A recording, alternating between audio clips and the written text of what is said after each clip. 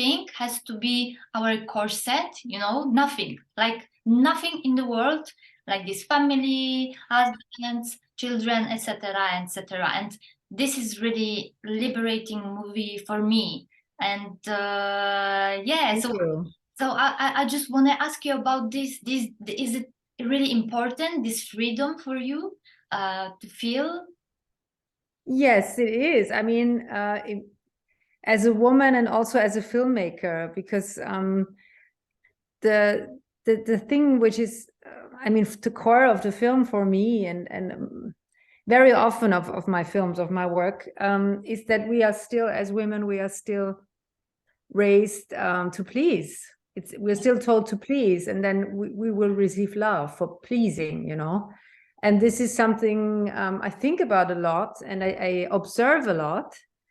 And that's why I try this, why I also wanted to tell this story, because I think it's a very good, she's a very good character to tell this, to talk about this, you know, because she was obviously loved for her beauty, but what does that mean? I mean, you always have to fulfill that, and I was trying to show her at that point in her life where it's not that easy anymore, and where also she for the first time questions that herself, you know, like, is it really what I want to be loved? Is my you know, the surface really what I want to be loved for?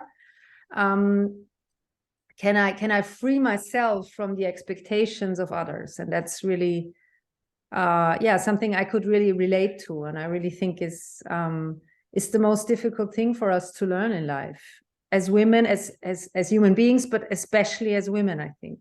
And also what is difficult, that we have to be aware of our corset, you know, like if you wanted to Yes. take it off, we just have to see this, and it's easy. Yes, yes. It's really easy to, I mean, easy, but it's easier to fight with external things sometimes, but this internal, you just don't see it. And Yeah. how do you think, how to start to realize about our inner corsets, you know, this, what's Yes, it's really difficult, because I think now I'm traveling so much with the film, and I'm in so many different situations. Just today I came back from New York this morning, and being on all these events, and then also on crowded airports. And I love observing people. That's just why I'm me a too. writer. I was a writer first. Yeah, yeah. I mean, with your job as well, I'm sure it's the most interesting thing.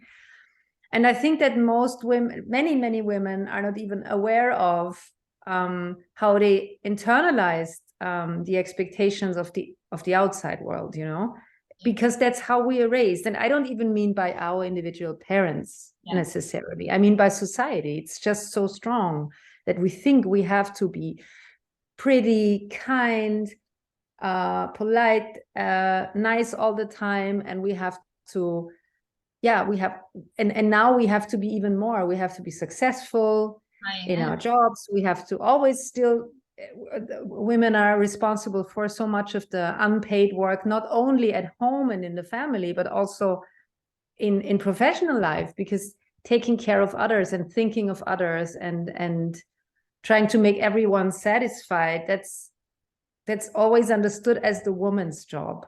Yeah. And I see it so often, and I'm sure many women, especially young women, are not even aware of that corset. You know, they think it's their own, it's what they want, but actually it's something that they were trained to believe it was their own idea, you know. But it's not our individual idea that we need to be beautiful. It's what society told us all these thousands of years. And it's really interesting, because I felt that Sisi is like really, she really can find this gap for freedom in her situation, you know. But there is one thing, you know, this scene with tighten my dress tighter, you know, and this is like her corset.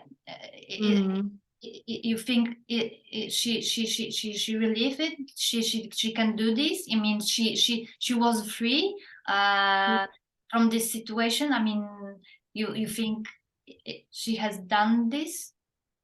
I mean, I wanted to show her at this very moment in her life what is changes. And, you know, changes or growing is never linear. It's not just like one step you take. It's like you take one step, two steps ahead, and then one step back, and that's just how you grow. And I wanted to show her at that moment where she starts to question that, but at the same time, that's all she really has. That's her currency, you know. Her looks are her currency. That's what people want from her, and that's what they love her for and accept her for. So it's really hard to let that go if that's all you have. Yeah. And all you're allowed to be, you know. So I think I wanted to show that conflict within her. And I think it's I mean, I can relate to that conflict. Of course, I'm not an empress, but I'm also a woman in her 45 years. And now I have to go to all of these events, and I have a stylist, and I have to wear new clothes every time. And then there's hair and makeup. And just a few days ago, I said to my husband and child, actually, it's not even fun anymore for me, although I love fashion. By now, I understand women who at some point invent like a signature look and wear the same style every time, just because that's so absurd how much time and money also is invested in looks. And, you know, when my husband, who's also in films, goes to an award ceremony, all he thinks about is which of his 3 suits he will wear. That's all. And maybe he would shave, but that's all, you know. And we are so, and I'm just experiencing that conflict right now in me, that I don't really want to do this anymore. But what does that mean? What's the consequence? What's the consequence if I'm not if I'm not wearing makeup or not wearing a designer dress on the red carpet? What who will I disappoint, you know? Yeah. That's, it could be like inner freedom for you, but you know, when I watched this movie, it was like I was crying because of my happiness, that I realized that I have my inner freedom. I have, because of my parents, they taught me, and I think this is my biggest value. This that I'm not interested in expectations of the world, really, and this is really hard. You know, this absolutely. Yes. It's and I'm just thinking, what does it mean, inner freedom, for you, like 44 years old woman, or, you know, mature woman, and what about this freedom is a state of mind? Because I was in Israel, in Tel Aviv, like a week ago with my friends, all journalists, you know, we had been on the exhibitions, and there was freedom is a state of mind. And they said, oh, bullshit, it's all about the situation, you know? And I feel it's true. I mean, it works for me. And I'm just wondering, how about you? No. I mean, I'm sure it's never only one thing or the other, because of course, just right now in the world, we see a lot of people who are not free at all and not free to make these decisions that we are talking about, for example. I mean, of course, everyone is talking about the women in Iran right now, and I'm also very concerned. But at the same time, there's not a lot of talking about the women in Afghanistan, for example, because there's not even press there. But I think it's so brutal what the regime does to them there, because they are totally silenced, and they cannot make any decision for themselves. So I don't know if it's possible in that situation to still have freedom inside. I just cannot. I wouldn't say I can judge that. But in the circumstances we live in, we have that opportunity, at least. But I think it's really the freedom of the mind, of the state of mind, comes first, because you cannot. I mean, because it leads you to the decisions which might be unpopular and which might bring you in a position where you're not loved by everyone. Yes.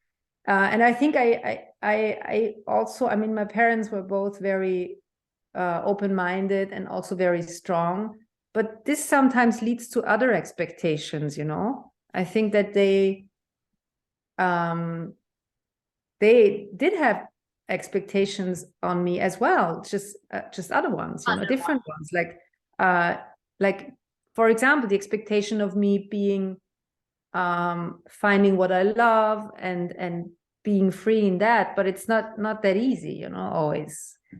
And so and I think no matter our individual families, it's always easier for a woman to be nice and pleasing than to be the opposite. And it takes a lot of strength to just be who you are and don't care what others think. And it's easier for some of us and harder for others. And I don't really know where that comes from. It's I'm sure it's our biography, our story, but also our personality and what happened to us in our lives. And I'm really still working on that, and I'm much better in my professional life than in my private life with this, because when I make my films, it's like, I mean, I have experience with that by now. It's my 5th feature film, and then I 2 for TV, so I did 7 films. And you can never make everyone love your film. That's just not possible. So I learned very early that it's important to listen to myself and make the film that I would like to see. And I'm really fighting for that. And this is what I'm good at. I know that. And I don't care what others, I mean, I also protect myself. I don't read any reviews or any comments about my films. I just keep that all away from me. So that's also a kind of a form of protection, to have that freedom. But when it comes to me as a private person, as the mother of my daughter and a friend and a wife and everything, I still struggle with that, not caring what others think. Yeah, this is really difficult. I feel the same. And I'm really wondering, what do you think, and what are the women's reactions when you travel a lot, about the city, about what kind of woman is she? Selfish, egoistic. This was words from most of women I heard in Poland, but it was like older women than me. But they mostly, they had no child, and they said, "Oh, she's egoistic, she's selfish." I feel that she's like she has this inner freedom. I mean, I feel totally different thing about her. Yes, I mean, I think it would really be a totally different story if this was a male character. I think people would not call a male character who does the same thing selfish. I think that the expectations on women about being kind, polite, and selfless are always very higher than on men. Yes. Also, if they are fictional, or even if they're characters in movies. And I have experienced it with, I think, every single one of my scripts. There was only one film I made with a male lead character. All the others were female. And whenever I would give the scripts to the producers or the funding, the first thing they would say was, "It's very good, it's very well written, but do you think people will like her?" Oh yeah, I knew that they asked about this. Yeah. All the time. I love her. I think it's so important to show people just as complex as they are, because we are all complex, and none of us is always nice. And we all have situations where we are rude or selfish, and in this case, I think her being selfish is really a rebellious act, because she puts herself first at some point. And that's really daring and courageous, and that's really feminist in a way. She's not a feminist in a classic sense of the word, because I don't think she cared much about women in general and women's rights in general. But she at some point decided that she would look for herself first. And I think that's not selfish. That's something else. That's like, you have to put yourself first in order to be there for others. I think that's something my mother told me. She always said, taking care of yourself is the most important task in your life, because when you don't take care for yourself, you cannot be there for anyone else. Yeah. When you're always selfless, never caring for yourself, you will be empty at some point. You will not have anything more to give. And so I think it's but it's interesting how people react and to that, and how some people say she's selfish, because we're just not used to seeing that, you know, in female characters. Yeah, and she's not, you know, she's not a classical heroine who's just likable all the time. Yeah. But I think none of us is. I'm really like very moved, because my parents told me the same. I mean, take care about yourself, and I see the same as you. And I'm just wondering, what about women? Why they see so narcissistic woman? Narcissistic. She's black character for a woman who are older than me, but maybe for the younger. Did you meet another reactions of the younger? Yes, very many different reactions. And I'm very happy to say that I think people of all different ages and countries come to me or write to me about the film and love it. It's very, I can say, I think that I don't think if that's a stereotype or if I'm saying something wrong here, but the few not so good reactions I had were from, to be honest, older white men. Yeah. Yeah. It's not the same in Poland. Because there's a lot of very young men who came to see the film, which I was really surprised about. And they love it. I mean, I'm sure not all of them, but many of them wrote to me or talked to me at screenings. And it's very different people who can relate to that story. It's not just a story for women my age, which makes me very happy, of course. And you know, there is one scene which shows Sisi who take to the horse ride her daughter, you know, at night. And it was like for many people the feeling, oh, what she's doing, she's so selfish, she take her child when she sleeps. It's you know, it's not possible, don't do that. But I saw a totally different thing. I saw that she told her before, learning is important, but briefing is even more important. And this sentence is like, whoa, I think this movie should be shown for the young people to show this, you know, she wants to give her child freedom, because riding a horse for her is a freedom. This is my feeling. But yes, that's also how I meant it, of course.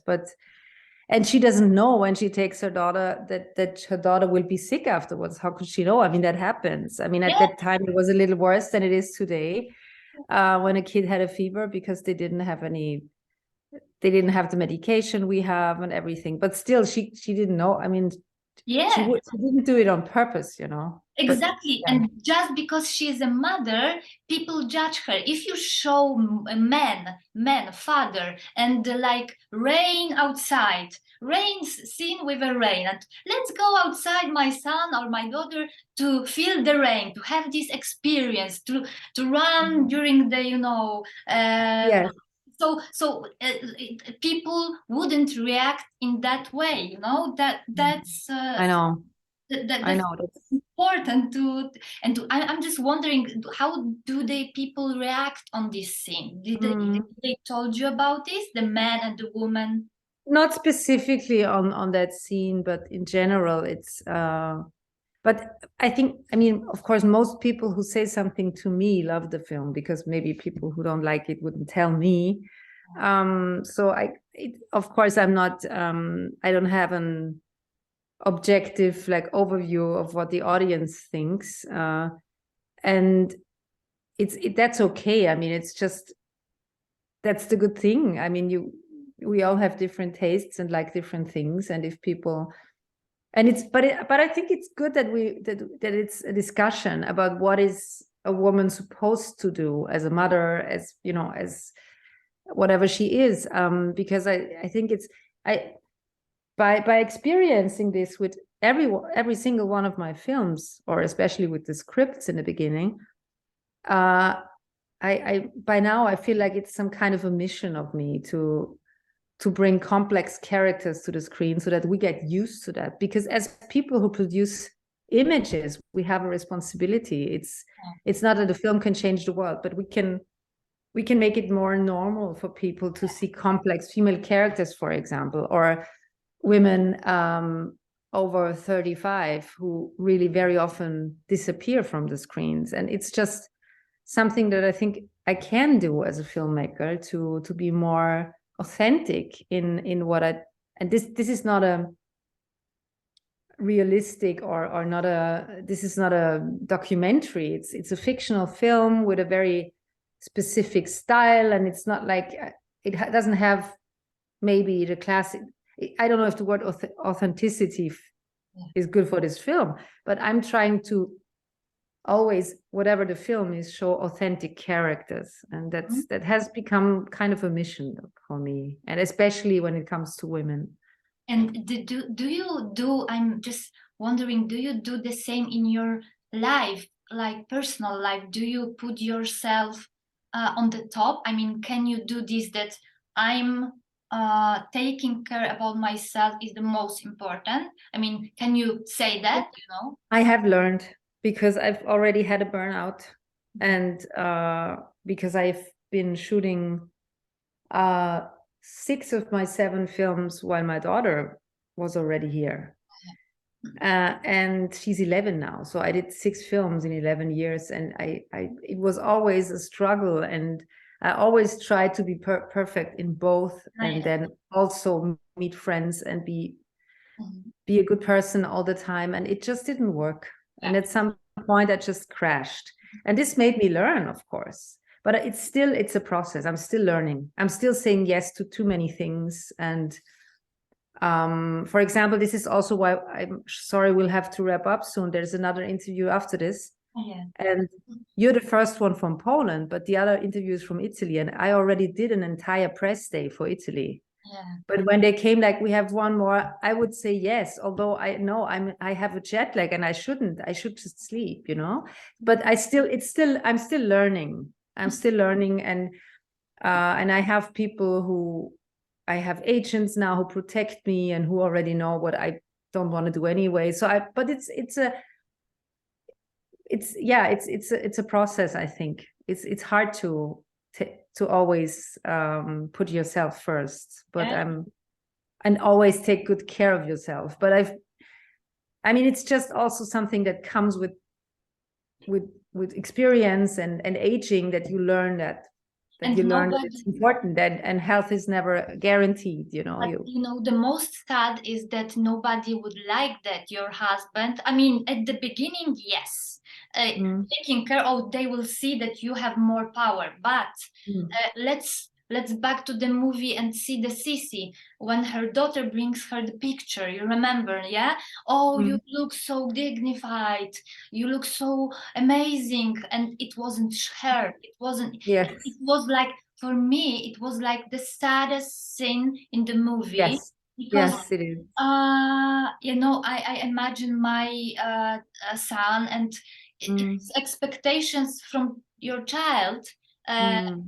And she put herself at the top, and you know, the child, it's whoa.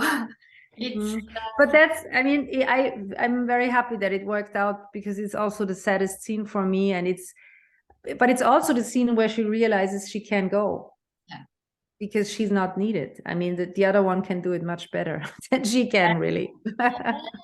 Martina, sorry, I have to go to the Italian colleague of yours. Oh, okay. Sorry. And can I just one question for the sure. For the end, you know, for me it's like really important this thing, jumping into the water, because I was rewinding. It's like, for me, it's the biggest freedom I have ever felt in the movie, because she chose her, and interpretations that this is a suicide. This is like, she couldn't bear the freedom. And what do you think about this? I mean, for me it's like there wouldn't be dance at the end, because without this jumping scene, that we can, you know, we only have in our lives ourselves, but I think that it's enough. I mean, for me, this jumping was like the biggest freedom.